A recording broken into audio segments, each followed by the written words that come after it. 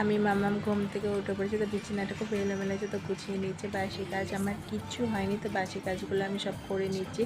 আর বিছানাটা আমি গুছিয়ে নিচ্ছি। আর বিছানাগুলো গুছানো, তো ঘর গোছানো খুব সুন্দর লাগে। তো বাইরের দিকে আমার ঝাড় দেওয়া কিছুই হয়নি, তো ঝাড় দিয়ে নিচ্ছি রান্না করব বলে। তা করতে আমি বিরাস করে নিচ্ছি, স্নান টান করবো। তো বাইরের দিকে আসলাম মাছ নেবো তাই।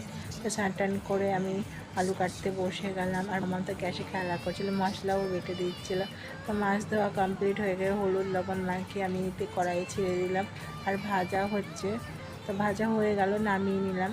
নামিয়ে পেঁয়াজ ছেড়ে দিলাম কড়াইয়ে, আলু ভাজছি। তেল লবণ হলুদ দিয়ে ভালো করে এটাকে ভালো করে কষিয়ে নিচ্ছি। দিয়ে জল টল দিয়ে ঢেকে দিলাম। তো কিছু কাজ ছিল, মামার জামা কাপড় ছিল, তো জামা কাপড়গুলো মেলে দিলাম আমি।